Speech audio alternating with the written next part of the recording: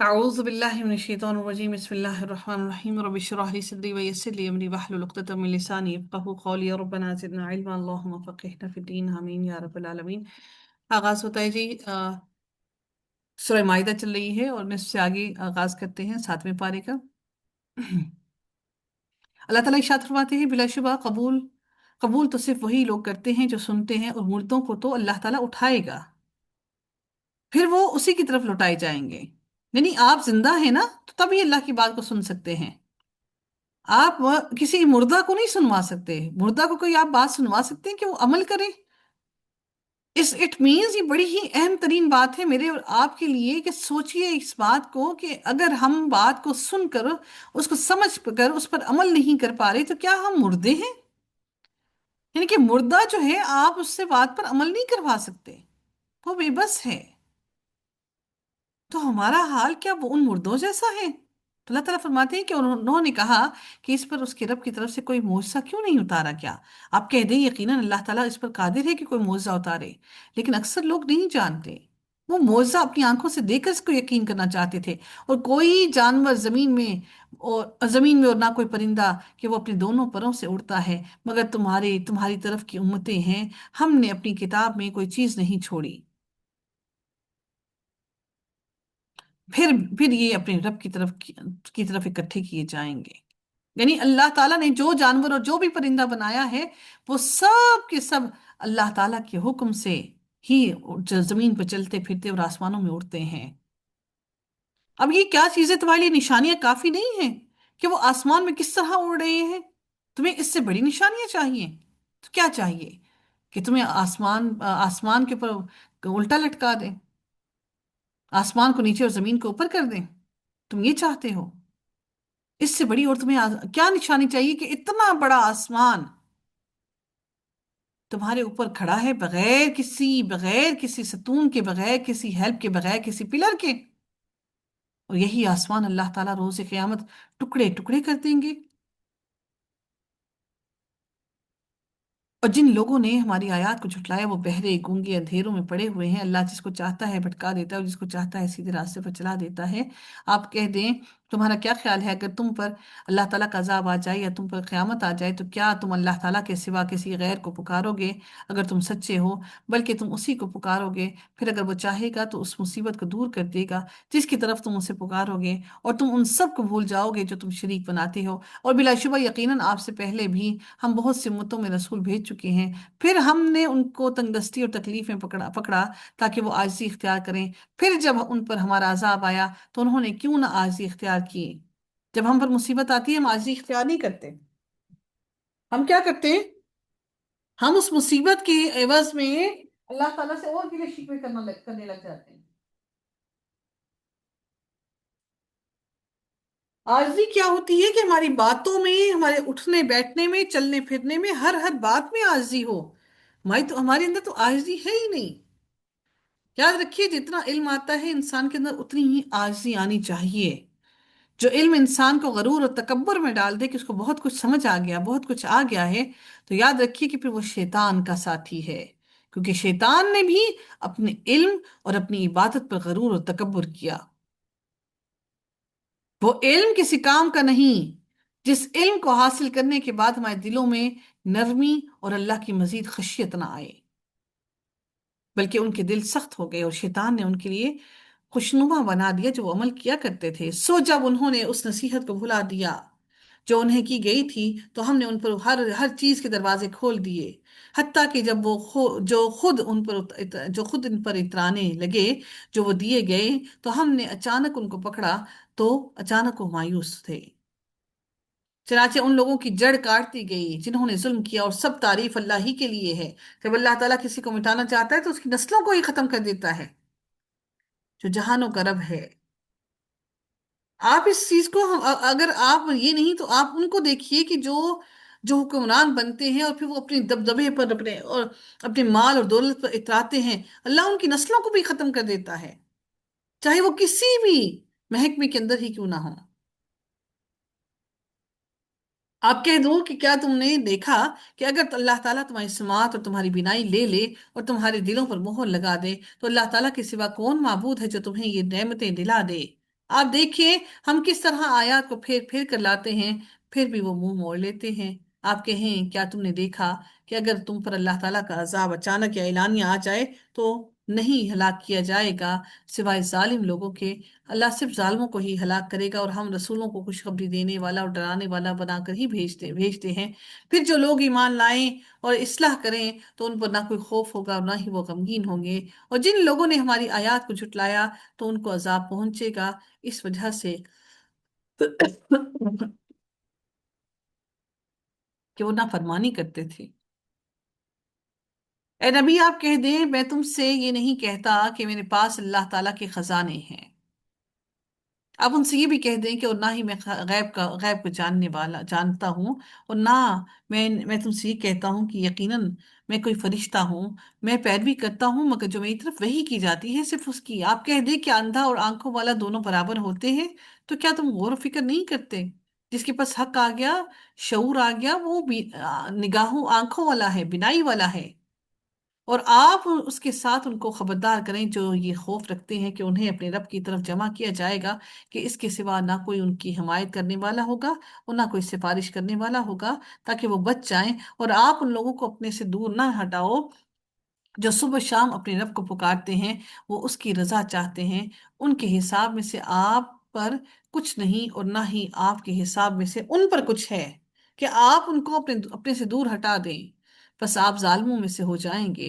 اور اسی طرح ہم نے انہیں ایک دوسرے سے آزمایا ہے تاکہ وہ کہیں کہ کیا یہی وہ لوگ ہیں جن پر ہمارے درمیان اللہ تعالیٰ نے احسان کیا ہے؟ کیا اللہ تعالیٰ شکر گزار بندوں کو زیادہ جاننے والا نہیں؟ اور جب آپ کے پاس وہ آئیں جو ہماری آیات پر ایمان رکھتے ہیں تو آپ کہہ دیں تم پر سلام ہو، تمہارے رب نے اپنی ذات پر رحمت لازم کر رکھی ہے۔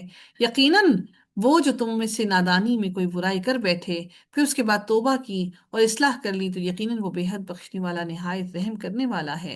اور اسی طرح ہم آیات کو تفصیل سے بیان کرتے ہیں، اور تاکہ مجرموں کا طریقہ خوب واضح ہو جائے کہ کون مجرم ہے، ہر کسی کا جرم واضح کلیئرلی سمجھ آ جائے ہر کسی کو۔ کیا میں نے اور آپ نے خود کو کبھی مجرم سمجھا؟ ہم اپنے آپ کو مجرم سمجھتے ہی نہیں۔ دنیا کی عدالتوں سے کتنا ڈرتے ہیں، 5 سال 7 سال کی قید سے کتنا ڈرتے ہیں کہ جیل بڑی بری چیز ہے۔ تو یہ ساری کی ساری چیزیں اللہ نے ہمیں ہی دکھانے کے لیے، سمجھانے کے لیے ہمیں سب کچھ دکھا دیا۔ آپ کہہ دیں اللہ کے سوا تم جنہیں پکارتے ہو مجھے ان کی عبادت سے بالکل روکا گیا ہے۔ آپ کہہ دیں میں تمہاری خواہشات کے پیچھے نہیں چلوں گا، اس وقت اس وقت میں گمراہ ہو جاؤں گا اور ہدایت پانے والوں میں سے نہ ہوں گا۔ اے نبی آپ ان سے کہہ دیں کہ میں اپنے رب کی طرف سے ایک واضح دلیل پر ہوں، اور اس کو تم نے جھٹلا دیا ہے جس کی تم جلدی مچاتے ہو، وہ میرے پاس نہیں ہے، فیصلہ صرف اللہ تعالیٰ کا ہے، وہی حق بیان کرتا ہے اور وہ فیصلہ کرنے والوں میں سے بہترین ہے۔ اے نبی آپ کہہ دیں یقیناً اگر میرے پاس وہ ہوتا جس کی تم جلدی کر رہے ہو تو میرے اور تمہارے درمیان معاملے کا فیصلہ کر دیا جاتا، اور اللہ تعالیٰ ظالموں کو زیادہ جاننے والا ہے۔ اور غیب کی کنجیاں اسی کے پاس ہیں، اس کے سوا انہیں کوئی نہیں جانتا، اور وہ خشکی اور سمندر کی ہر چیز کو جانتا ہے، اور کوئی پتا نہیں گرتا مگر وہ اسے بھی جانتا ہے، اور زمین کی تاریکیوں میں کوئی دانہ نہیں گرتا، اور نہ کوئی چیز اور نہ کوئی تر چیز اور نہ ہی کوئی خشک چیز، یعنی کہ نہ ہی کوئی جو گیلی ہو اور نہ ہی کوئی خشک چیز، مگر سب کھلی کتاب میں ہے، کتاب مبین یعنی لوح محفوظ میں۔ اللہ تعالیٰ نے پتے کا گرنا بھی لکھ رکھا کہ اس وقت کون سا پتا کہاں کہاں سے گرے گا۔ سوچیے اس لوح محفوظ کی وسعت کتنی ہوگی۔ اسی لوح محفوظ کے اندر میری اور آپ کی تقدیریں بھی لکھ رکھی ہیں اللہ تعالیٰ نے، اور اسی لوح محفوظ پر اللہ تعالیٰ کی دن میں کئی مرتبہ اپنی رحمت کی نظر بھی ڈالتا ہے۔ تو اللہ تعالیٰ اپنی رحمت سے اس تقدیر کو بدل دینے پر بھی قادر ہے، اور وہی ہے جو تمہیں رات کو وفات دیتا ہے، یعنی کہ جب ہم رات کو سوتے ہیں نا تو وہ موت ہی ہے، اور جو کچھ تم دن میں کرتے ہو اس کو وہ جانتا ہے، پھر وہ اس دن میں تمہیں اٹھا دیتا ہے، اگلے دن پھر تم جاگ جاتے ہو تاکہ مقررہ مدت پوری کی جائے کہ تمہیں اصل موت کے ساتھ ملایا جائے۔ یہ تو تھوڑی دیر کی موت تھی نا، جدائی تھی روح کی جسم سے، پھر وہ ہمیشگی کی جدائی کے لیے تمہیں اللہ تعالیٰ اس وقت کو پورا کر دے جب تم ہمیشگی کی اپنی روح سے تمہارا جسم جدا ہو جائے گا، پھر روز قیامت پھر اٹھایا جائے گا۔ پھر اس کی طرف تمہاری واپسی ہے، پھر وہ تمہیں اس کی خبر دے کر دے گا جو تم عمل کیا کرتے تھے، اور وہ اپنے بندوں پر غالب ہے، وہ تم پر نگہبان بھیجتا ہے، یہاں تک کہ جب تم میں سے کسی ایک پر موت آتی ہے، ہمارے بھیجے ہوئے فرشتے اس کو قبض کر لیتے ہیں، اور وہ ذرا کوتاہی نہیں کرتے۔ میں نے بہت سے لوگوں کو نعوذ باللہ ایسی باتیں کرتے ہوئے سنا کہ فرشتے غلطی سے ہماری روح لے گئے، استغفر اللہ، اور پھر واپس لوٹا دی، اور ہم نے سنا کہ فرشتے بات کر رہے ہیں۔ آپ یہ کیوں نہیں سمجھتے کہ آپ بے ہوشی کے عالم میں ہیں؟ اگر کچھ ایسی حالت میں ہیں تو کس قسم کی، دیکھیں کہ یہ ہمارا ایمان اور عقیدہ ہے، تو کیا نعوذ باللہ فرشتے کوئی غلطی کوتاہی کر سکتے ہیں؟ ہمارا ایمان اور عقیدہ کیا کہ فرشتے آئیں گے، روح کو قبض کر کے لے جائیں گے؟ ایسے کیسے ممکن ہے کہ جسم سے روح کو الگ کیا جائے اور پھر واپس لوٹا دی جائے؟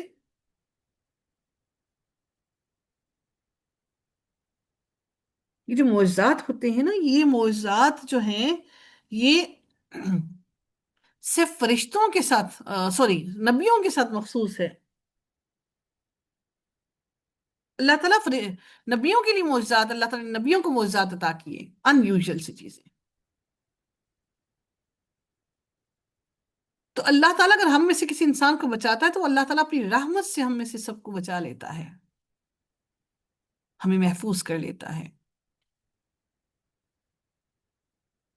پھر وہ اللہ تعالیٰ کی طرف لوٹائے جاتے ہیں جو ان کا حقیقی مالک ہے۔ سن لو، حکم اسی کا ہے، اور وہ سب حساب لینے والوں میں سے زیادہ جلد حساب لینے والا ہے۔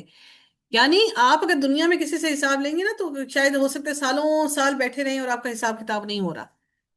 تو اللہ تعالیٰ جب حساب لینے والا ہے تو، اور وہ جب حساب لیتا ہے تو سب سے جلد حساب لینے والا ہے، فوراً فوراً ہی حساب لے لے گا۔ آپ اے نبی، آپ کہہ دیں تمہیں خشکی اور سمندر کی تاریکیوں سے کوئی نجات، کون نجات دیتا ہے؟ تم اسے گڑ گڑا کر اور چپکے چپکے پکارتے ہو۔ یقیناً اگر اس نے ہمیں اس سے نجات دے دی تو ہم ضرور اس کا شکر ادا کرنے والوں میں سے ہو جائیں گے۔ آپ کہہ دیں اس سے اور ہر تکلیف سے اللہ تعالیٰ ہی ہے تمہیں نجات دیتا ہے، پھر بھی تم شرک ہی کرتے ہو۔ آپ کہہ دیں وہ اس پر بھی قادر ہے کہ تم پر تمہارے اوپر سے یا تمہارے پاؤں کے نیچے سے کوئی عذاب بھیج دے، یا تمہیں گروہوں میں ملا دے اور تم میں سے بعض کو بعض کی لڑائی کا مزہ چکھا دے۔ آپ دیکھیے ہم آیات کو کیسے پھیر پھیر کر بیان کرتے ہیں تاکہ یہ سمجھیں۔ ہم عقل اور شعور ہی نہیں رکھتے، ہم سمجھیں گے کیسے؟ اور آپ کی قوم نے اس کو جھٹلا دیا ہے، حالانکہ وہ حق ہے۔ آپ کہہ دیں میں تم پر کوئی نگہبان نہیں ہوں، ہر خبر کے واقع ہونے کا ایک وقت مقرر ہے، اور بہت ہی جلد تم جان جاؤ گے۔ اور جب آپ ان کو دیکھیں کہ ہماری آیتوں پر فضول بحث کرتے ہیں تو آپ ان سے منہ موڑ جائیں، یہاں تک کہ وہ اس کے علاوہ کسی اور بات پہ مشغول ہو جائیں۔ ایسے لوگوں کے درمیان نہ بیٹھیں۔ اور اگر آپ کو شیطان بھلا دے تو یاد آنے کے بعد ایسے ظالم لوگوں کے ساتھ مت بیٹھے، یعنی کہ اگر اللہ تعالیٰ کا ذکر نبی سے بھی کہا کہ اگر آپ کے دل سے بھلا دے تو پھر آپ اللہ تعالیٰ سے مغفرت مانگیں، اور پھر فوراً اٹھ جائیں ان لوگوں کے درمیان سے، اور ان لوگوں کے ذمے نہیں جو بچتے ہیں ان کے حساب میں سے، لیکن یاد دہانی ہے تاکہ وہ بھی بچ جائیں۔ اور آپ چھوڑ دو ان لوگوں کو جنہوں نے اپنا دین کھیل اور دل لگی بنا رکھا ہے۔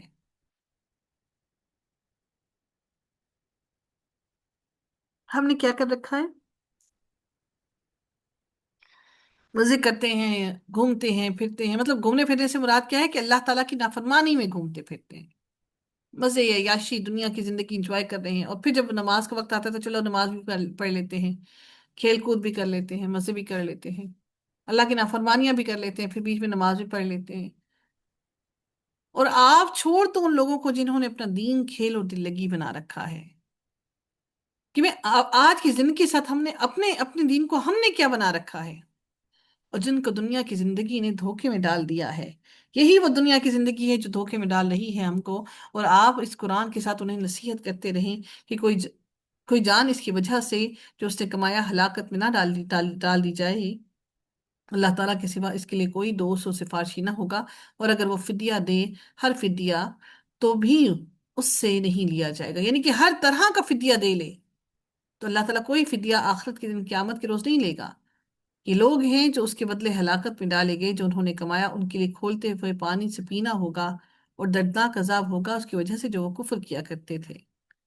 اے نبی، آپ کہہ دیں کیا ہم اللہ تعالیٰ کے سوا ان کو پکاریں جو ہم نہ ہمیں نفع دے سکتے ہیں اور نہ نقصان پہنچا سکتے ہیں، اور ہم اس کے بعد اپنی ایڑیوں پر پھیر دیے جائیں کہ اللہ تعالیٰ نے ہمیں ہدایت دے رکھی ہے، اس کی معنی جسے شیطانوں نے صحرا میں بھٹکا دیا ہو۔ یعنی صحرا ایسا ہے نا کہ وہاں سے واپس راہ نہیں ملتی، بہت مشکل ہوتی ہے، ہر طرف ایک جیسے ہی ٹیلے، اس حال میں کہ وہ حیران ہو، اس کے ساتھی ہوں جو اسے ہدایت کی طرف بلا رہے ہیں، یعنی کہ ساتھی دور کھڑے ہیں، وہ ان کو اس کو رستہ بتا رہے ہیں کہ رستہ یہ ہے، آ جاؤ اس طرف، کہ ہمارے پاس آ جاؤ آ جاؤ۔ آپ کہہ دیں یقیناً رہنمائی صرف اللہ تعالیٰ کی رہنمائی ہے۔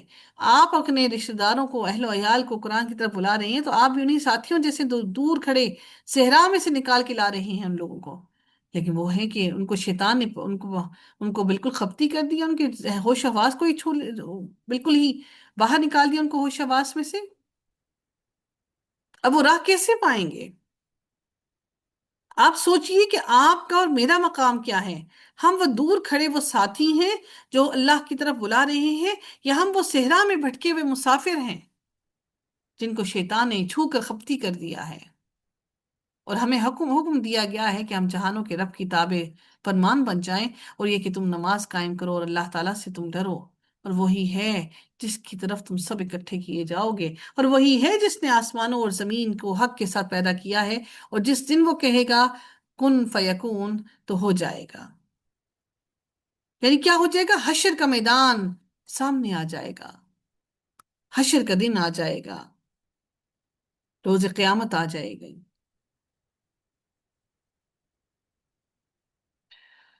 اس کی بات سچی ہے، اور جس دن سور میں پھونکا جائے گا تو بادشاہت اسی کی ہوگی، وہ غائب اور حاضر کو جاننے والا ہے، وہی کمال حکمت اور پوری خبر رکھنے والا ہے، اس کو ہر ٹائم کا ہر چیز کی پوری خبر ہے۔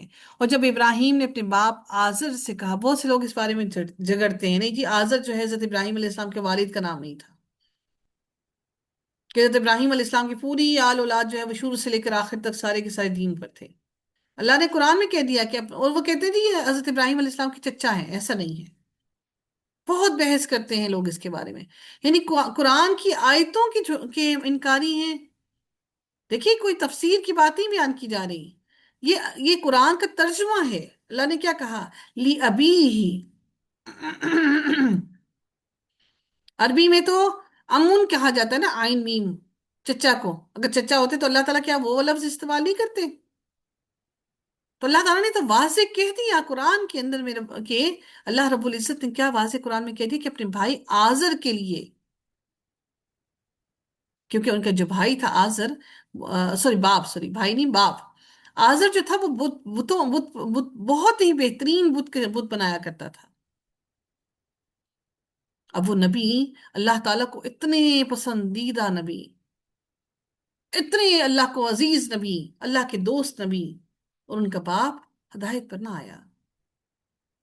اپنے باپ آزر سے کہا، کیا تم بتوں کو معبود بناتے ہو؟ بلا شبہ میں تمہیں اور تمہاری قوم کو کھلی گمراہی میں دیکھتا ہوں، اور ابراہیم کو اسی طرح ہم آسمانوں اور زمین کی عظیم سلطنت دکھاتے تھے تاکہ وہ کامل یقین کرنے والوں میں سے ہو جائے۔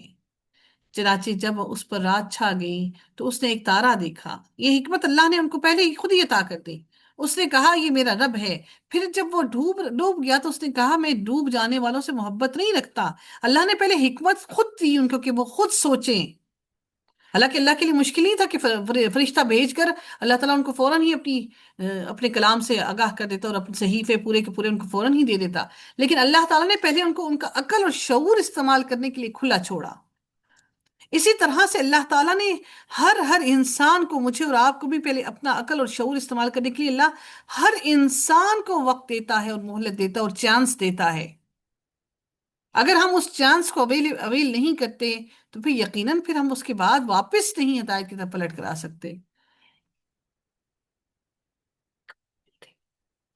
چنانچہ جب اس نے جگمگاتا ہوا چاند دیکھا تو کہا یہ میرا رب ہے، پھر جب وہ ڈوب گیا تو اس نے کہا اگر یقیناً میرے رب نے میری رہنمائی نہ کی تو میں ضرور گمراہ لوگوں میں سے ہو جاؤں گا۔ پھر جب اس نے سورج چمکتا ہوا دیکھا تو کہا یہ میرا رب ہے، یہ سب سے بڑا ہے۔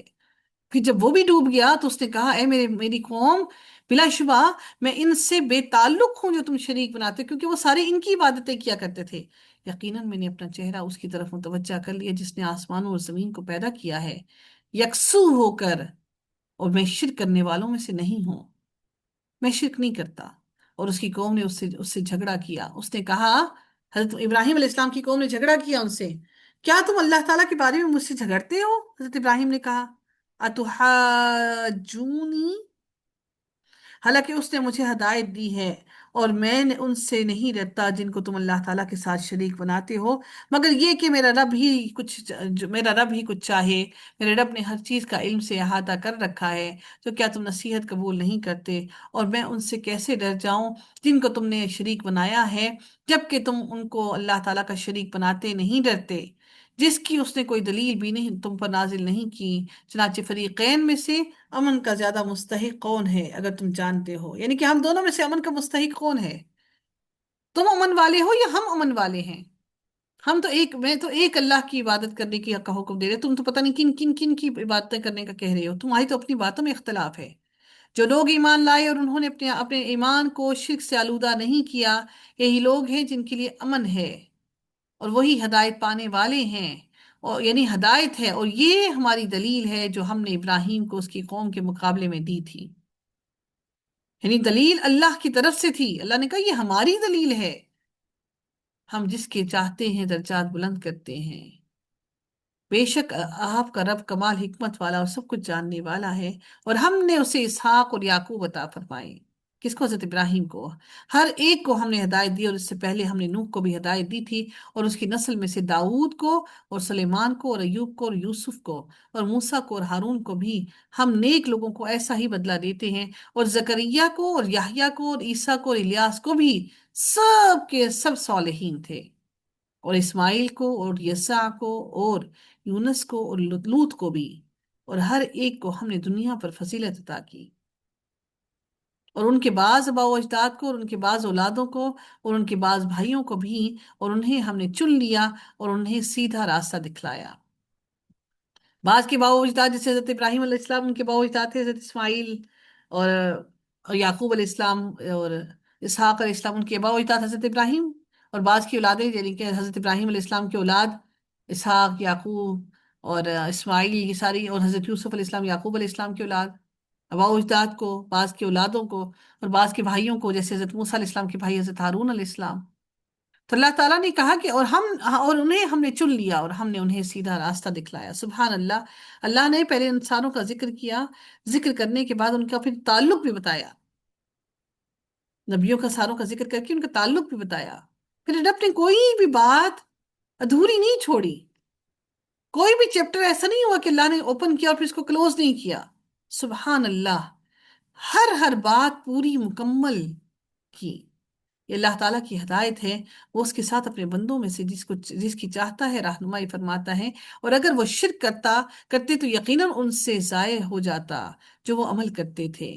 انسان کا جو کوئی کلام ہوتا ہے نا، انسان کا جو انسان لکھتا ہے، تو انسان کیا کرتا ہے کہ اگر کوئی فار ایگزامپل سب سے بڑی تحریر کیا ہوتی ہے؟ ناولز ہوتے ہیں نا، تو ناول کے اندر پوری ایک ہی سٹوری چل رہی ہوتی ہے، وہ شروع بھی وہاں سے ہوتی ہے، پھر اینڈ بھی اسی سٹوری کو اینڈ کرتے ہیں، ختم کرتے ہیں۔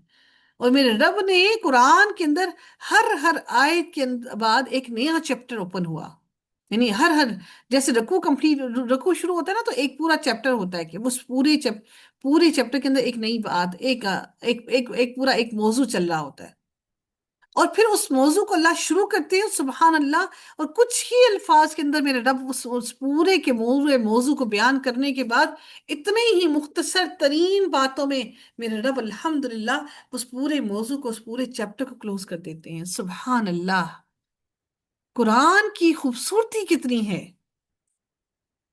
اگر انسان ان کو لکھنے بیٹھ جائے، آپ دیکھیں تفاسیر جو ہے ہم انسانوں کی تحریر ہیں، ٹھیک ہے وہ قرآن سے ساری آیتیں لیتے ہیں، لیکن ان کو دیکھیں ان کے والیومز کتنے کتنے کتنے کتنے کتنے کتنے والیومز ہوتے ہیں۔ ہمارے پاس ان لفظوں کا کم سے کم چناؤ ہو ہی نہیں پاتا۔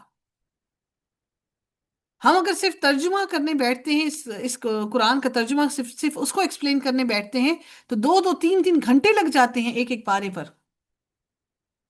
سبحان اللہ! میرے رب کی باتیں کتنی فصیح اور کتنی بہترین ہیں، مختصر ترین بات پر ٹو دا پوائنٹ بات کہتی۔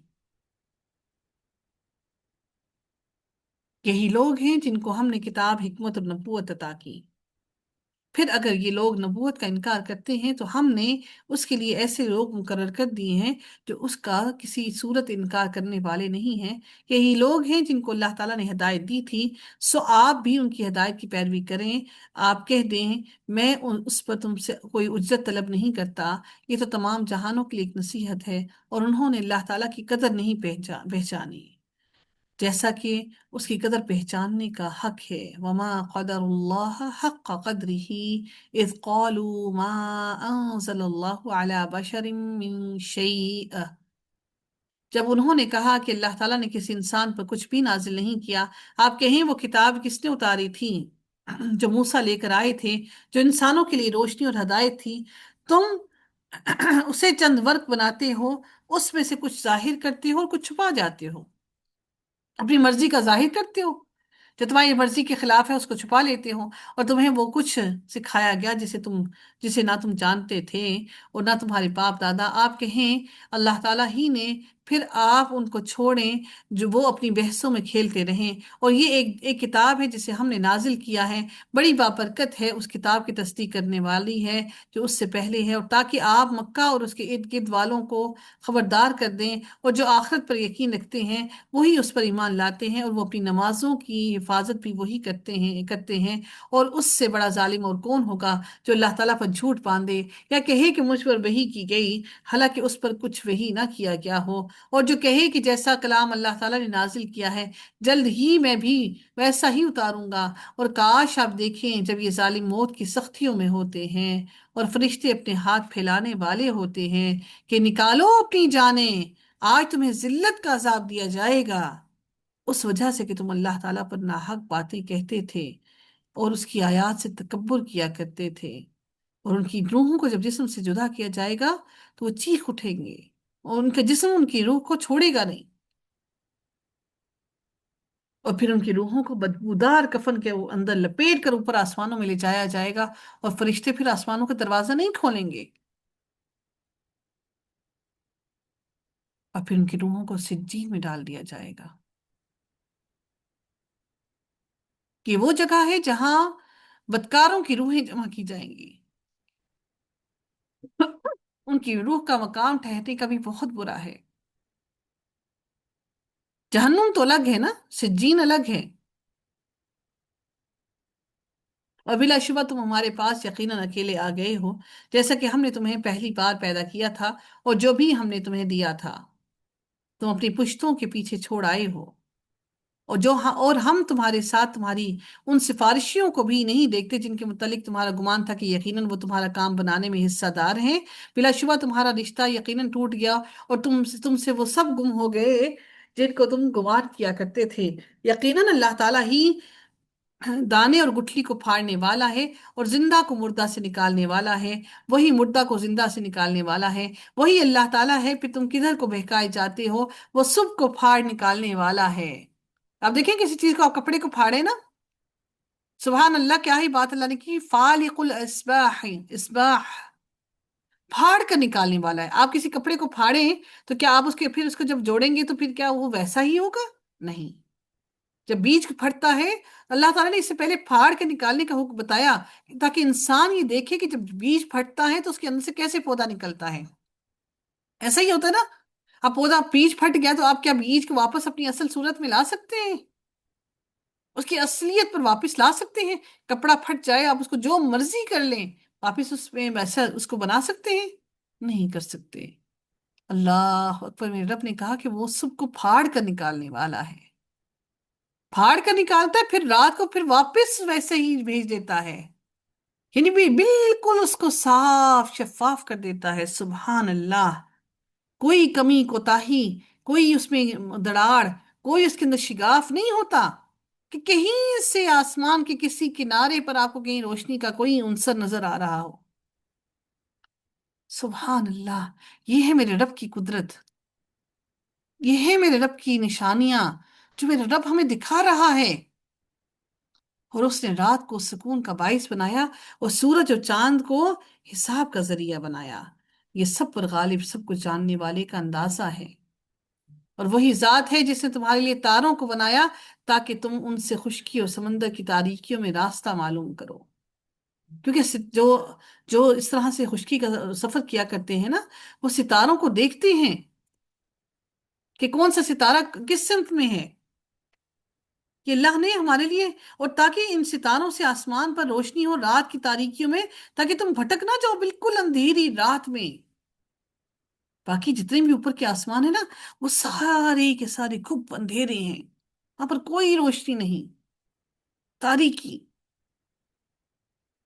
کی روشنی تو اللہ نے ہمارے لیے اس آسمان پر تارے بنائے۔ ہمیں تارے بہت چھوٹے نظر آتے ہیں، لیکن وہ حقیقت میں اتنے چھوٹے نہیں ہوں گے، کیونکہ وہ بہت دور ہیں ہم سے۔ یقیناً ہم نے دلائل کھول کر بیان کیے کر دیے ہیں، اور ان لوگوں کے لیے جو علم رکھتے ہیں۔ اب یہ علم رکھنے کے لیے تو دماغ کو کھولنا پڑے گا نا۔ اگر ہمارے ذہنوں میں، دلوں میں یہ بات نہیں اتر رہی ہے، تو سوچئے اس بات کو، روئیے، اپنی آنکھوں کو اشک بار کیجئے کہ اللہ ہمیں یہ بات سمجھ کیوں نہیں آ رہی؟ کہ تو نے ہمیں ہمارے کانوں پر پردے ڈال دیے ہیں، ہمارے کانوں پر بوجھ ڈال دیا، اور ہماری آنکھوں پر اور ہمارے کانوں پر تو نے ہماری آنکھوں پر پردے ڈال دیے ہیں۔ اے اللہ، تو ان پردوں کو ہٹا دے، تو اس بوجھ کو صاف کر، اٹھا دے، اس بوجھ کو ہلکا کر دے، کہ تیری کلام کی باتیں ہمارے کانوں سے ہوتے ہوئے ہمارے دلوں میں اتر جائیں، ہم قرآن کو سمجھ سکیں، پڑھ سکیں، عمل کر سکیں، ہمارے لیے عمل کرنا آسان کر دے۔ اے پروردگار، آج تو نے ہمیں رمضان میں داخل کیا ہے، اس رمضان کو ہمیں اپنی ہم اس رمضان میں اپنی رحمتیں سمیٹنے کی قابل کر دے۔ اور وہی ہے جس نے تمہیں ایک ہی جان سے پیدا کیا، بس ایک قرار گاہ ہے، اور ایک سونپے جانے کی جگہ ہے۔ دنیا تمہارے لیے صرف تھوڑا سا ٹائم جو ہے گزارنے کی جگہ ہے، اور تم اللہ تعالیٰ کے واپس اپنے آپ کو سپرد کرو گے اللہ کی۔ لیکن اپنے آپ کو جب اللہ کے سپرد کرو گے، کیا تم اس قابل بنے؟ یقیناً ہم نے نشانیاں کھول کر بیان کر دی ہیں ان لوگوں کے لیے جو سمجھتے ہیں۔ اور وہی ذات ہے جس نے آسمان سے پانی نازل کیا، سو ہم نے اس سے ہر قسم کے نباتات اگائیں، تو ہم نے اس سے سبز کھیتی نکالی، جس سے ہم تہ بتہ دانے نکالتے ہیں، اور کھجور کے درختوں سے اس کی گھابوں سے جھکے ہوئے خوشے ہیں۔ کیا ہے کہ کھجور جو ہے نا، وہ پوری کی پوری ایک بہت بڑا سا اکٹھی کھجور لگتی ہے، پورے پورے گچھوں میں۔ انگور کے گچھے چھوٹے ہوتے ہیں، اور کھجور کے بہت بڑے بڑے، اور وہ جھکے ہوئے ہوتے ہیں ہمیشہ۔ اور انگور اور زیتون اور انار کے باغات ہیں، آپس میں ملتے جلتے اور نہ ملنے جلنے والے۔ اس کے پھل کو دیکھو، جب وہ پھل لائے اور جب وہ پکتا ہے، بلا شبہ ان چیزوں میں یقیناً نشانیاں ہیں ان کے لیے جو ایمان لاتے ہیں۔ کچھ چیزوں پر اللہ تعالیٰ نے کور دیا ان کے اوپر، اور کچھ کچھ کو بغیر کورز کی، جیسے انگور ہے کوئی کور نہیں، ایسے کھاتے ہیں ہم۔ سبحان اللہ، کتنا نازک سا انگور، اور وہ ہے بھی کس پر؟ بیلوں پر۔ سبحان اللہ، اللہ تعالیٰ کی نشانیوں کو سوچئے، رب کائنات کی پیدا کی ہوئی ایک ایک چیز کو اگر سوچنے بیٹھ جائیں تو یقین کیجئے کہ ہمیں وقت ہی نہ ملے کچھ اور سوچنے کا۔ لیکن ہمیں وہ سوچنے کا ٹائم ہی نہیں ہوتا، ہم اتنی بے مصروف ہیں کہ ہم اگر سنتے بھی ہیں، ہم غور و فکر ہی نہیں کرتے، تدبر ہی نہیں حاصل کرتے۔ میرے رب نے تو کہا یہ میں نے چیزیں اس لیے بنائی تاکہ تم تدبر حاصل کرو۔ انار کو کاٹ کر دیکھیے، سبحان اللہ، میرے رب نے اس انار کے اندر کس طرح سے اس کے دانوں کو موتیوں کی طرح پرو دیا۔ ہم کیا کرتے ہیں، آپ سوچیے ایک بات کو، کہ جب آج کل کرسٹل ورک بڑا عام ہے، اور وہ کرسٹل ورک کے جو ایسے بیگز ہوتے ہیں وہ اینٹیکس میں آتے ہیں، اور وہ بڑے ایکسپینسو ہوتے ہیں، ہماری اپروچ سے باہر ہیں۔ اللہ اکبر، اللہ نے اتنی خوبصورت خوبصورت چیزیں دے دی، اور ہم سب کی اپروچ میں دے دی۔ ہم ہی ہیں جو نہیں سمجھتے، ہم ہی ہیں جو اس پر یقین نہیں لاتے، ہم ہی ہیں جو اللہ تعالیٰ کی نشانیوں پر غور و فکر نہیں کرتے۔ پھر میرا اور آپ کا قرآن پڑھنے کا مقصد کیا، جب ہمیں غور و فکر ہی نصیب نہ ہوا، جب ہمیں تدبر ہی نصیب نہ ہوا؟ اللہ تعالیٰ نے قرآن کو پڑھنے کے لیے نہیں بھیجا کہ بس اس کو پڑھتے رہو پڑھتے رہو پڑھتے رہو پڑھتے رہو۔ دیکھیں، اب کسی سے محبت کب ہوتی ہے؟ جب اس کی بات سمجھ آتی ہے۔ تو یہ کیسی منافقت ہے میری اور آپ کی؟ اللہ تعالیٰ نے ہمیشہ ہر کتاب کو اس قوم کے اندر بھیجا جو وہ زبان سمجھتی تھی۔ کیوں؟ کیونکہ اللہ نے وہ کتاب عمل کے لیے بھیجی۔ पढ़ने के लिए नहीं भेजी। आप अगर आप में से अगर कोई डॉक्टर है, इंजीनियर है, और उसके पास डिग्री मौजूद है, लेकिन वो डॉक्टरेट करने के बाद प्रैक्टिस नहीं करता, तो क्या लोग उससे अपना इलाज करवाएंगे? आप और मैं मुसलमान कहते तो हैं सब खुद को कि हम मुसलमान हैं, मुसलमान हैं, मुसलमान हैं, कुरान पढ़ रहे हैं, पढ़ रहे हैं, पढ़ रहे हैं, पढ़ रहे हैं। तो क्या हम प्रैक्टिस नहीं करेंगे? तो क्या मैं और आप रोज क़यामत अल्लाह के सामने ये सर उठा सकेंगे ये कहते हुए कि हम, "ए अल्लाह, हम मुसलमान हैं"? हमें तो कुरान का एक लफ्ज नहीं पता कि अल्लाह ने क्या कहा। आप किसी को ऐसे कहकर देखिए ना कि डॉक्टर है, लोग आपको कहेंगे बेवकूफ है, पागल है, पता नहीं नकल करके ये सब पता नहीं पास हो गया। दुनिया के अंदर हमारे क्राइटेरियाज देखिए, इस हकीर सी दुनिया के अंदर, और आखिरत के लिए हमारा क्राइटेरिया देखिए। मेरी और आपकी दौड़ खुदा जानता है कुरान के लिए नहीं है। मेरी और आपकी दौड़ सिर्फ दुनिया के लिए है। मैंने और आपने वो नस्ल तैयार ही नहीं की जिस नस्ल को अल्लाह ताला ने मेरे हमारे हाथ में दिया था, जिस नस्ल के लिए हमने अल्लाह को जवाब देना है। क्या हमने उसको तेरा ताज गुजार बनाया? हमने उसको तेरी तेरी कलाम को सिखाया? हमने उसको तेरे कलाम का मतलब समझाया? कितनी माएं कोशिश करती हैं, वो छोटा सा मासूम सा बच्चा, हाथ दुखते हैं, लिख नहीं पाते, थक जाते हैं, कभी कमर दुख जाती है, नहीं लिख पाते, फिर भी हम उसको दुनिया की तालीम जरूर दिलाते हैं, क्योंकि भाई जिंदगी कैसे गुजारेगा। उसकी उस बच्चे के ऊपर कितना जुल्म करते हैं कि क्या हमें उस बच्चे की आखिरत की जिंदगी की फिक्र नहीं। क्या अल्लाह अल्लाह से क्या कोई पर इतनी भी उम्मीद और भरोसा नहीं कि अल्लाह हमें इंशाल्लाह भूखा नहीं मारेगा हमारी औलादों को? पैसे के लिए कर रहे हैं ना कि औलाद अच्छा रोजगार कमा सके। तो कैसी बदबख्त माए हैं हम कि अपनी औलाद को जहन्नुम की आग के लिए तैयार कर रही हैं। हमें ज्यादा रोना चाहिए और कम खुश होना चाहिए, लेकिन हम ज्यादा खुश हैं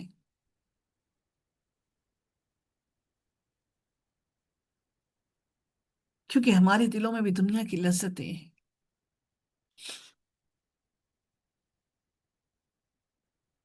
या अल्लाह, तुम्हारी औलादों को हिदायत अता फरमा, तुम्हारी मदद फरमा कि हम उनको तेरे हुक्म के मुताबिक उनकी परवरिश कर सकें। तू हमारे हर काम के लिए काफी हो जा, तो हमारी मदद फरमा। हम बड़े कमजोर हैं, तुम्हारे रास्तों को आसान कर दे। और उन लोगों ने जिन्नों को अल्लाह ताला का शरीक करार दिया है। हालांकि उसने उनको पैदा किया, अल्लाह तो पैदा करने वाला है, वो अल्लाह के शरीक कैसे हो सकते हैं? और उन्होंने कुछ जाने बगैर उसकी बेटी और बेटियां तराश रखी हैं। आप अपनी औलाद को कहें ना, औलाद आपकी आपसे ज्यादा अक्लमंद बनने की कोशिश करे, आप मानेंगे? आप कहेंगे बेटा तुम्हें पैदा मैंने किया, मेरे पेट से तुम निकले, तुम मुझसे ज्यादा अक्लमंद कैसे हो सकते हो? और अल्लाह के लिए क्या कहते हैं कि अल्लाह ने जिनों को बनाया और वो अल्लाह का शरीक बनाए बैठे हैं कि ये अल्लाह के साथ, नाउज़ बिल्ला, ये भी अल्लाह की बेटियां और बेटे हैं और अल्लाह के साथ शरीक हैं, अल्लाह के मददगार हैं। वो पाक है। व तआला अम्मा यसिफून, सुब्हानहू व तआला अम्मा यसिफून। पाक है मेरा रब और बहुत बुलंद है उन तमाम चीजों से जिसको वो बयान करते हैं। आसमानों और जमीन का वही मौजूद है, नई सिरे से तख्लीक करने वाला, कोई इसको तख्लीक नहीं कर सकता। उसकी कोई औलाद कैसे हो सकती है जबकि उसकी कोई बीवी ही नहीं? और उसने हर चीज को पैदा किया, और वही हर चीज का खूब इल्म रखने वाला है। सोचिए, ये बात सोचिए कि उनकी घटिया जहनियत सोचिए, वो किस तरह से इतनी बड़ी बात नाउज़ बिल्लाह कह जाते हैं कि अल्लाह की औलाद है। हम सारे समझते हैं कि औलाद किस तरह पैदा होती है, चाहे वो जानवर हो, चाहे वो इंसान हो, किसी कोई परिंदा हो, हम सब समझते हैं कि औलाद किस तरह पैदा होती है। ये सोचकर भी रूह कांप उठती है कि वो कितनी बड़ी बात अल्लाह से मंसूब करते हैं। और फिर हम बदबख्त वो लोग हैं, हम जो उनकी उन्हीं की जैसी बातें ऊपर, वो बात हम नहीं मानते उनकी, लेकिन हाँ, हम अपनी सेलिब्रेशन जरूर उन जैसी करते हैं, बर्थडेज, एनिवर्सरीज, शादी की एनिवर्सरीज, और पता नहीं निकाह की एनिवर्सरीज, और पता नहीं क्या कुछ खराफात। ये दुनिया के खेल तमाशों में मगन है। یہ اللہ ہے جو تمہارا رب ہے، اس کے سوا کوئی معبود نہیں، وہ ہر چیز کا خالق ہے، چنانچہ تم اسی ایک کی عبادت کرو، ہر چیز پر نگہبان ہے وہ، اور نگاہیں اس کو نہیں پا سکتی، اور وہ سب نگاہوں کو پا لیتا ہے۔ ہماری آنکھ اللہ کو نہیں دیکھ سکتی، لیکن وہ ہر نگاہ کو، ہر ایک کو، اس کی نگاہ سب کو پا لیتی ہے، وہ نہایت ہی باریک بین ہے۔ ہم کیا کرتے ہیں جب ہمیں کوئی چیز نظر نہیں آتی؟ مائکروسکوپ پہ دیکھتے ہیں، مطلب بہت باریکی سے دیکھنا، اور پوری طرح خبر رکھنے والا ہے یقیناً۔ اور اللہ نے ان مائکروسکوپ کے اندر جو چیزیں ہمیں وائرسز نظر نہیں آتے، میرا رب ان کو بھی دیکھ رہا ہے۔ یقیناً تمہارے پاس تمہارے رب کی طرف سے بصیرت افروز دلیلیں ہیں جو آنکھوں کو کھول دینے والی ہیں۔ اللہ نے اپنی باریک بینی کا ذکر کرنے کے بعد کہا تمہاری آنکھوں کو اللہ اپنی دلیلوں سے کھولتا ہے۔ تو اللہ نے کیا کہا کہ اپنی بینائی سے کام لو، تو جو بینائی سے کام لے گا تو اس کے اپنے نفس کے لیے ہے، اور جو اندھا رہا تو وہ بھی اسی پر ہے، اور میں تم پر کوئی محافظ نہیں ہوں۔ نبی کے کو کہا جاتا ہے کہ تم پر تو آپ ان پر کسی پر محافظ نہیں ہیں۔ اب اللہ کی دلیلوں کو جو آنکھیں کھول کر دیکھتا ہے وہ اس کے اپنے پاس ہے، اور اسی طرح ہم آیات کو پھیر پھیر کر بیان کرتے ہیں، اور تاکہ وہ کہیں کہ تم نے پڑھ رکھا ہے، اور تاکہ ہم اسے لوگوں کے لیے واضح کرتے ہیں جو علم رکھتے ہیں۔